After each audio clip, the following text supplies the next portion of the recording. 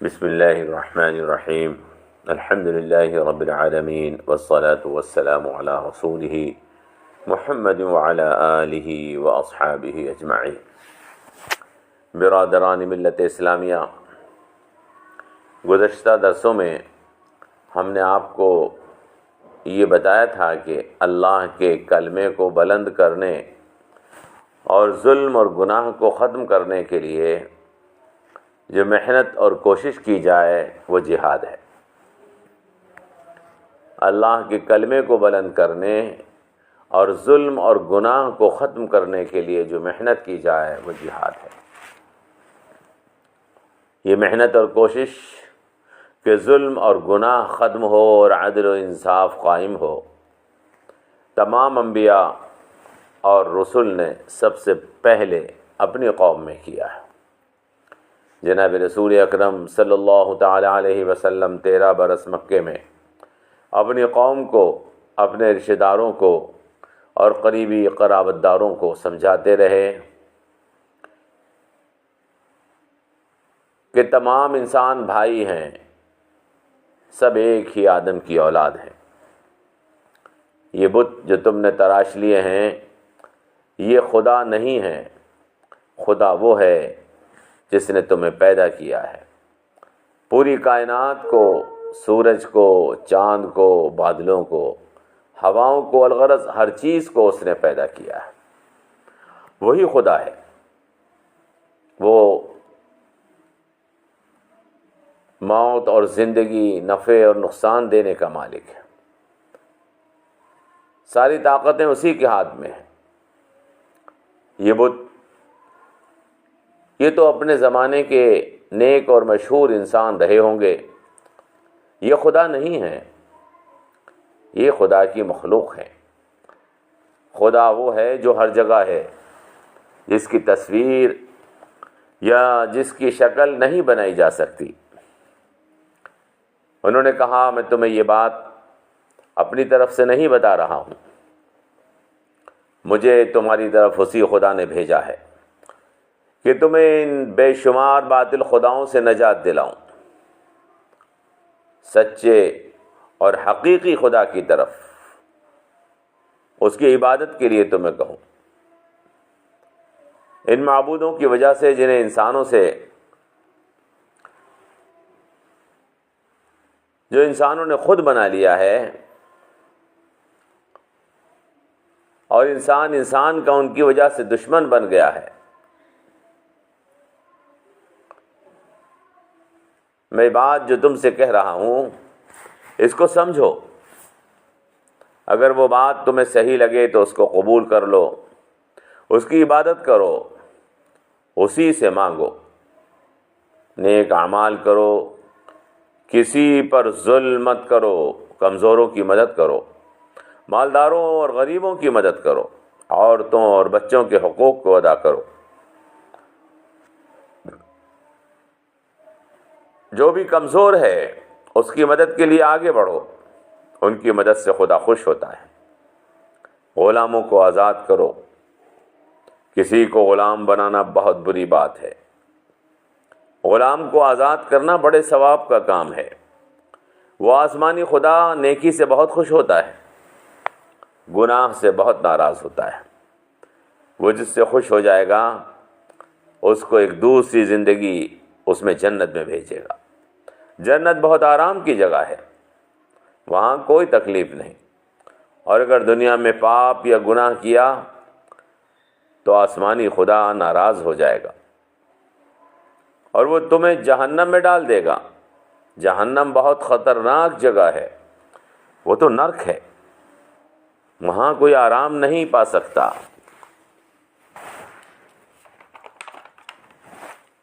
انہوں نے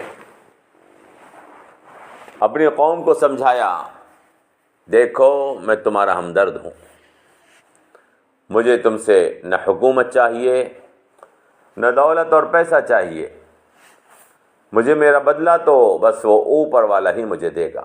ما اسألکم علیہ اجرا، ہاں اگر تم میری بات مان لو گے تو وہ تمہیں تمہاری دنیا میں بھی بہت کچھ عطا کرے گا، تمہیں عزت دے گا، امن دے گا، سکون کی زندگی عطا کرے گا، اور تم کو اس دنیا میں بھی سرداری عطا فرمائے گا۔ اگر تم غریبوں اور کمزوروں کی مدد کرو گے تو سماج سے بہت سے گناہ ختم ہو جائیں گے، چوری، آوارہ گردی جیسی برائیاں مٹ جائیں گی۔ ان گناہوں سے اچھے لوگوں کو تکلیف ہوتی ہے۔ دیکھو یہ بت جو تم نے بنا رکھے ہیں ان میں کوئی طاقت نہیں، یہ تو ان پجاریوں کا دھندا ہے جو انہوں نے سیدھے سادے انسانوں کو نت نئے طریقوں سے ان کے پیسے اینٹنے کے لیے بنا لیے ہیں۔ وہ جو آسمانی خدا ہے اسے پیسے کی ضرورت نہیں ہے، وہ محتاج نہیں ہے، وہ سب کو دیتا ہے۔ بتوں کے چڑھاوے خدا کو نہیں پہنچتے، یہ تو پجاری کھا جاتے ہیں۔ بتوں کے چڑھاوے خدا کو نہیں پہنچتے، یہ تو پجاری کھا جاتے ہیں۔ ان دولت مندوں کو دینے سے کوئی فائدہ نہیں، غریبوں کو دینے سے، کمزوروں اور محتاجوں کو دینے سے وہ خوش ہوتا ہے۔ دیکھو تمہارے چاروں طرف ہزاروں انسان بھوکے پڑے ہیں، ان کے پاس گھر نہیں، ان کو تن چھپانے کو کپڑا نہیں، اور ان کی مدد کرو، اس سے خدا راضی ہوتا ہے۔ اس نے تمہیں دولت دی ہے، تم ان غریبوں کی مدد کرو گے تو تمہیں خدا اس کا بدلہ دے گا۔ اس نے غریب کو اسی لیے بنایا ہے تاکہ وہ دیکھے کہ تمہارے دل میں مہربانی موجود ہے کہ نہیں۔ یہ اور اس طرح کی بہت سی باتیں جناب محمد رسول اللہ 13 سال تک لوگوں کو مکے میں سمجھاتے رہے، اپنی قوم کے لوگوں کو سمجھاتے رہے، لیکن ان بتوں کے پجاری جن کا یہ بت روزگار تھے، جن کی وجہ سے، جن بتوں کی وجہ سے جن کی کمائی ہوتی تھی، وہ ناراض ہو گئے۔ یہ ہمارے بتوں کو برا کہتا ہے، یہ ہمارے روزگار کو چھینتا ہے۔ انہوں نے لوگوں کو ورغلانا شروع کر دیا اور کہا یہ شخص اپنی حکومت بنانا چاہتا ہے، یہ شخص تم سے تمہاری تہذیب، تمہارے رہن سہن کے طریقے ختم کر کے اپنی مرضی سے تم سے کام کروانا چاہتا ہے۔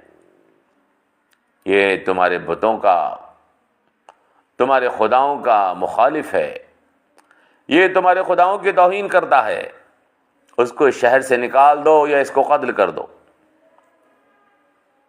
برادران، لوگوں کے دلوں میں اپنے معبودوں کی محبت ہوتی ہے، وہ معبود جن کو انہوں نے بچپن سے دیکھا ہے، جن کو بچپن سے پوجتے آئے ہیں۔ انہوں نے دیکھا تھا کہ ان کے بزرگ ان کی عزت کرتے تھے، ان کے آگے ہاتھ جوڑ کر کھڑے ہوتے تھے، ان کے آگے سجدہ کرتے تھے۔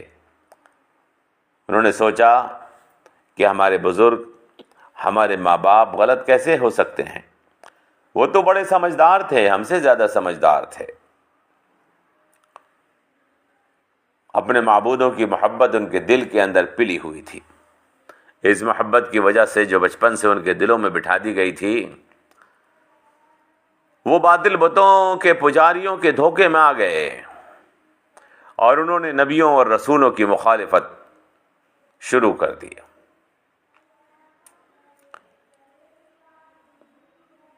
اور یہی کہا کہ یہ ہمارے بزرگ ایسا کرتے تھے اس لیے ہم بھی کرتے ہیں۔ اگر ہم نے تمہاری بات مان لی تو اس کا مطلب یہ ہوگا کہ ہم نے اپنے بزرگوں کو غلط مان لیا۔ قرآن کریم میں ان باتوں کا تذکرہ بڑی تفصیل کے ساتھ موجود ہے۔ ایک جگہ سورہ شعراء میں ہے، حضرت ابراہیم علیہ السلام، ابراہیم علیہ السلام، ان کا تذکرہ ہے۔ ابراہیم، ان کا نام مختلف زبانوں میں الگ الگ آیا ہے۔ عربی میں ان کو ابراہیم کہا جاتا ہے۔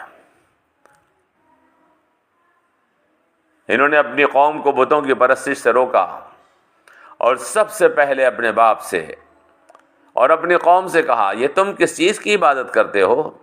اذ قال لأبیہ وقومہ ما تعبدون، تو قوم نے جواب دیا نعبد اصناما فنظل لها عاکفین، ہم بتوں کی پرستش کرتے ہیں اور ان کے سامنے ہم آسن مارتے ہیں۔ حضرت ابراہیم نے معلوم کیا کیا یہ بت تمہاری باتوں کو سنتے ہیں؟ جب تم انہیں پکارتے ہو یا تمہیں کچھ نفع یا نقصان پہنچا سکتے ہیں؟ قال ہم یسمعونکم او یضرون او ینفعونکم او یضرون، تو وہ بولے بل وجدنا آباءنا کذالک یفعلون، بلکہ ہم نے اپنے بزرگوں کو ایسا کرتے ہوئے پایا ہے، اس لیے ہم بھی ایسا ہی کرتے ہیں۔ تب حضرت ابراہیم علیہ السلام نے جواب دیا افرأیتم ما کنتم تعبدون انتم وآباؤکم الاقدمون، کیا کبھی تم نے دماغ لگا کر غور کیا کہ تم کس چیز کی پوجا کر رہے ہو؟ تم اور تمہارے پرانے زمانے کے بزرگ، کیا تم نے کبھی غور کیا کہ تم کس چیز کی پوجا کر رہے ہو؟ تم اور تمہارے پرانے زمانے کے بزرگ، اس پر تھوڑی دیر کو غور تو کرو کہ یہ بت نفع اور نقصان کے مالک کیسے ہو سکتے ہیں۔ پھر حضرت ابراہیم علیہ السلام نے فرمایا یہ سب میرے لیے دشمن ہے اور مخالف ہیں، سوائے اس ذات کے جو تمام عالموں اور پوری کائنات کا پالنے والا ہے۔ میں تو صرف اس اللہ کی عبادت کرتا ہوں، وہ ذات جس نے مجھے پیدا کیا اور درست راستہ دکھایا، وہ ذات جو مجھے کھانا کھلاتی ہے اور پانی آسمان سے برسا کر مجھے پلاتی ہے، وہ ذات کہ جب میں بیمار ہو جاتا ہوں تو مجھے بیماری سے صحت عطا فرماتا ہے، وہ ذات جو مجھے میری زندگی پوری ہونے پر مجھے موت دے دے اور پھر دوسرے جنم میں مجھے پیدا کر دے۔ میں اسی آسمانی خدا سے یہ امید رکھتا ہوں کہ وہ میرے گناہ بدلے کے دن معاف فرما دے۔ اے میرے پالنے والے، مجھے نیکی اور سمجھداری عطا فرما اور میری زبان کو میرے بعد آنے والوں میں سچی زبان بنا دے، اور میری زبان کو میرے بعد آنے والوں میں سچی زبان بنا دے کہ میں اپنی زبان سے کبھی کوئی غلط بات نہ نکالوں۔ اور اے میرے پالنے والے، مجھے نعمتوں والی جنت یعنی سکھوں والی سورگ کا مالک بنا دے، اور میرے بزرگوں کو جو راستے سے بھٹک گئے تھے ان کی کوتاہیوں کو معاف فرما دے۔ اور اے میرے پالنے والے، بدلے کے دن جب میں دوبارہ جی اٹھوں تو مجھے ذلیل اور رسوا مت کرنا۔ اس دن نہ مال کام آئے گا اور نہ اولاد کام آئے گی، اس دن تو بس وہی کامیاب ہوگا جس کا دل سیدھا اور سچا ہو۔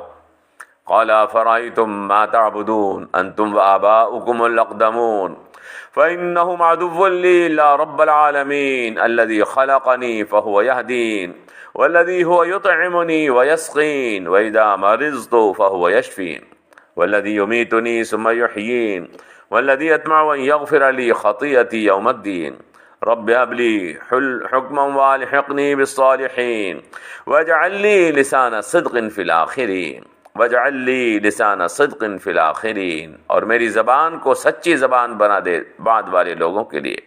وَاجْعَلْنِي مِنْ وَرَثَةِ جَنَّةِ النَّعِيمِ وَاغْفِرْ لِأَبِي إِنَّهُ كَانَ مِنَ الضَّالِّينَ وَلَا تُخْزِنِي يَوْمَ يُبْعَثُونَ يَوْمَ لَا يَنْفَعُ مَالٌ وَلَا بَنُونَ إِلَّا مَنْ أَتَى اللَّهَ بِقَلْبٍ سَلِيمٍ۔ یہ سورۃ الشعراء کی آیت نمبر 70 سے 89 کا ترجمہ ہے۔ قرآن کریم میں یہ تذکرہ کم از کم 10 جگہ موجود ہے، جس میں بار بار بتایا گیا ہے کہ بت پرستی کی اصل وجہ بزرگ پرستی ہوتی ہے۔ بت پرستی کی اصل وجہ بزرگ پرستی ہوتی ہے، ورنہ کوئی بھی بت پرست ان بتوں کی پرستش اور پوجا کے لیے کوئی دلیل اور کوئی عقلی ثبوت پیش نہیں کر سکا ہے۔ اور بزرگ پرستی کی اصل وجہ نادانی اور کم علم ہوتی ہے، پرانے حالات سے ناواقفیت ہوتی ہے۔ آخر کیا وجہ ہے کہ بتوں کو پوجنے والے ہر کام کو سوچ سمجھ کر اور عقل سے صحیح اور غلط جان کر کرتے ہیں، لیکن جب مذہب جیسے اہم معاملے میں جس پر دنیا اور آخرت کی کامیابی اور ناکامی کا دار و مدار ہے، جب مذہب کا معاملہ آتا ہے تو دلیل اور عقل سے کام نہیں لیتے، بلکہ عقل دلیل سننے کو تیار بھی نہیں ہوتے، اور بزرگ پرستی کرنے لگتے ہیں، اور بزرگ پرستی کرنے لگتے ہیں۔ سورۃ المائدہ کی آیت نمبر 104 میں اللہ تبارک و تعالیٰ کا ارشاد ہے، وَإِذَا قِيلَ لَهُمْ تَعَالَوْا إِلَى مَا أَنزَلَ اللَّهُ وَإِلَى الرَّسُولِ وَإِذَا قِيلَ لَهُمْ تَعَالَوْا إِلَى مَا أَنزَلَ اللَّهُ وَإِلَى الرَّسُولِ قَالُوا حَسْبُنَا مَا وَجَدْنَا عَلَيْهِ آبَاءَنَا أَوَلَوْ كَانَ آبَاؤُهُمْ لَا يَعْلَمُونَ شَيْئًا وَلَا يَهْتَدُونَ۔ اور جب ان سے کہا جاتا ہے آؤ اس بات کو مان لو جو آسمانی خدا اللہ نے نازل کی ہے، اور آؤ اس پیغمبر کی طرف، تو وہ کہتے ہیں ہمارے لیے تو بس وہی طریقہ کافی ہے جس پر ہم نے اپنے بزرگوں کو کرتے پایا ہے۔ اللہ فرماتا ہے ان سے معلوم کرو کیا یہ بزرگوں کے طریقے پر اس وقت بھی رہیں گے کہ وہ کچھ نہ جانتے ہوں اور وہ غلط راستے پر چلتے ہوں؟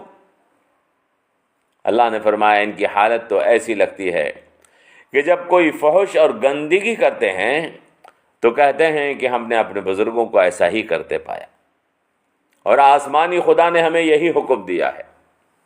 جب کوئی فحش اور گندگی کرتے ہیں تو کہتے ہیں کہ ہم نے تو اپنے بزرگوں کو ایسا ہی کرتے پایا اور آسمانی خدا نے ہمیں یہی حکم دیا ہے۔ آپ ان کو بتا دیں کہ آسمانی خدا فحش اور گندی بات کا حکم نہیں دیتا ہے۔ آسمانی خدا فحش اور گندی بات کا حکم نہیں دیتا ہے۔ تم آسمانی خدا اور اللہ کے بارے میں وہ بات کہہ رہے ہو جس کا تمہیں علم ہی نہیں ہے۔ وَإِذَا فَعَلُوا فَاحِشَةً قَالُوا وَجَدْنَا عَلَيْهِ آبَاءَنَا وَاللَّهُ أَمَرَنَا بِهَا قُلْ إِنَّ اللَّهَ لَا يَأْمُرُ بِالْفَحْشَاءِ تَقُولُونَ عَلَى اللَّهِ مَا لَا تَعْلَمُونَ۔ اور جب کوئی فحش اور بے حیائی کا کام کرتے ہیں تو کہتے ہیں کہ ہم نے اپنے بزرگوں کو اسی طریقے پر پایا ہے اور آسمانی خدا نے اسی کا حکم دیا ہے۔ آپ ان کو بتا دیجئے کہ بے شک آسمانی خدا فحش اور بے حیائی کی گندی باتوں کا حکم نہیں دیتا ہے۔ تم آسمانی خدا کے بارے میں وہ بات کیوں کہتے ہو جس کا تمہیں علم نہیں ہے؟ برادران اور ہمشیرگان، یہ ایک سچائی ہے کہ پتھروں کی برہنہ تصویریں، گپھاؤں میں بنی ہوئی کام کلا کی جنسی ہیجان پیدا کرنے والی مورتیاں جو ایسی فحاشی اور بے حیائی کے ساتھ بنائی گئی ہیں کہ اس کو کوئی شریف اور مہذب آدمی اپنی بیوی، اپنی بیٹی اور اپنی بہن کے لیے برداشت نہیں کر سکتا۔ آسمانی خدا کے حکم سے بنائی گئی ہوں ایسا ہرگز نہیں ہو سکتا۔ ان کو بنانے والے پرانے لوگ شریف اور مہذب انسانوں کے بزرگ کہلانے کے لائق کیسے ہو سکتے ہیں؟ آسمانی خدا کبھی کسی گندگی اور فحش حرکت کا حکم نہیں کر سکتا۔ لہذا ہمیں اپنے اخلاقی اور شریفانہ زندگی کا تحفظ اگر کرنا ہے، ان فحش اور گندے لوگوں سے دنیا کو اپنا رابطہ توڑ لینا ہوگا۔ ان گندگیوں سے اپنے بچوں کو محفوظ رکھنے کے لیے، اپنے نسلوں کو بچانے کے لیے ان سے ہمیں اپنے واسطہ ختم کرنا ہوگا۔ عزیزان ملت اسلامیہ، جہاد برائی کے خلاف، گندگی کے خلاف، فحاشی کے خلاف کیا جاتا ہے۔ جہاد گندگی کے خلاف ہے، ایک ایسی پرامن و پاکیزہ حکومت قائم کرنے کے لیے جس میں گناہ نہ ہو، جس میں بے حیائی اور فحش نہ ہو۔ برادران ملت اسلامیہ، مسلمان نام کی کوئی قوم نہیں ہوتی ہے اور کافر نام کی کوئی دوسری قوم نہیں ہوتی ہے، بلکہ جو نیکی اور بھلائی کے راستے پر چلے، دنیا سے ظلم، بدامنی، بے حیائی اور فحاشی کو ختم کرے، آسمانی خدا کے بتائے ہوئے طریقے پر چلے، اس کو مسلمان کہتے ہیں۔ اور جو شخص بدی اور برائی کو پھیلائے، ظلم، جھوٹ، بدامنی کے راستے پر چلے، آسمانی خدا کو بھول کر اپنی منمانی کرے، عقل اور علم کو اٹھا کر پھینک دے اور اندھی تقلید کرتا چلا جائے، اسی کو کافر کہتے ہیں۔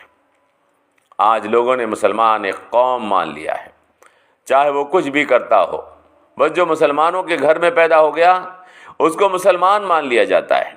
وہ جھوٹ بولے، نیکی نہ کرے، فحاشی اور بے حیائی میں مبتلا ہو، ظلم اور بدامنی پھیلاتا ہو، بس اس کا نام مسلمانوں جیسا ہو تو ہر شخص اس کو مسلمان مان لیتا ہے. اور ایک دوسرا شخص چاہے کتنا بھی بھلا ہو، ظلم نہ کرتا ہو، بے حیائی اور فحاشی سے دور رہتا ہو، ماں بہنوں کی عزت کرتا ہو، آسمانی خدا کی عبادت کرتا ہو، اس کو صرف اس لیے کافر کہہ دیا جاتا ہے کیونکہ اس کا نام عربی یا فارسی میں نہیں ہے. برادران ملت اسلامیہ، آج ہم نے دنیا کے سامنے اسلام کی صحیح تصویر اور اسلام کا صحیح مطلب بیان نہیں کیا ہے. حتیٰ کہ خود مسلمان بھی نہیں جانتے کہ مسلمان کہتے کسے ہیں. تو آج نتیجہ ہمارے سامنے ہے. میں نے آپ سے عرض کیا تھا مسلمان چور نہیں ہوتا، ہاں چور مسلمانوں کا نام رکھ لیتا ہے. مسلمان جھوٹا نہیں ہوتا، ہاں جھوٹے اپنا نام مسلمانوں کا جیسا رکھ لیتے ہیں. بے حیا اور بے شرمی پھیلانے والا مسلمان نہیں ہوتا، ہاں بے حیا اور بے شرم لوگ اپنا نام مسلمانوں جیسا رکھ لیتے ہیں. زناکار زنا کرنے والا مسلمان نہیں ہوتا، ہاں یہ ضرور ہے کہ زناکار کے نام مسلمانوں جیسے ہوتے ہیں. لٹیرا مسلمان نہیں ہوتا، ظالم مسلمان نہیں ہوتا، ہاں یہ ہو سکتا ہے کہ لٹیرے اور ظالم اپنا نام مسلمانوں کا جیسا رکھ لیں اور اسلام کو بدنام کرتے ہوں. لا یزنی الزانی حین یزنی فہو مؤمن، لا یسرق السارق فہو یسرق وہو مؤمن. ہمیں اس فرق کو خوب اچھی طرح سے سمجھنا ہوگا. مسلمان اس کو کہتے ہیں جو نیکی اور بھلائی، حیا، شرافت اور اخلاق، انصاف اور عدل پر قائم ہوتا ہے. ہمیں اس فرق کو خود بھی سمجھنا ہوگا اور دوسرے مذاہب کے لوگوں کو بھی سمجھانا ہوگا. دنیا میں جنگ مسلمانوں اور غیر مسلموں کی ختم کرنا ہوگی. ان نام نہاد مسلمانوں اور نام نہاد غیر مسلموں کی جنگ کو ختم کرنا ہوگا، اور اس جنگ کو نیکی اور بھلائی پھیلانے والوں اور برائی اور گندگی پھیلانے والوں کے درمیان کر دینا ہوگا. تب لوگوں کی سمجھ میں آئے گا کہ اسلام اس اللہ کا دین ہے جو دنیا سے گناہ اور بدی کو ختم کر کے دنیا میں نیکی اور امن قائم کرنا چاہتا ہے. اسلام اس اللہ کا دین ہے جس نے پوری کائنات کو پیدا کیا ہے. اسلام اس اللہ کا دین ہے، جناب محمد رسول اللہ اس اللہ کے رسول ہیں جو پوری کائنات کو پالتا ہے اور پرورش کرتا ہے، جو ہوائیں چلاتا ہے، جو بارشیں برساتا ہے، جو زمین سے کھیتیاں اگاتا ہے. برادران ملت اسلامیہ اور عزیز بہنوں، اس بات کو ہمیں خود بھی سمجھنا ہوگا اور دوسروں کو بھی سمجھانا ہوگا، تو انشاءاللہ آپ دیکھیں کہ دنیا کا ماحول بدل جائے گا. وما علینا الا البلاغ. والسلام علیکم ورحمۃ اللہ وبرکاتہ.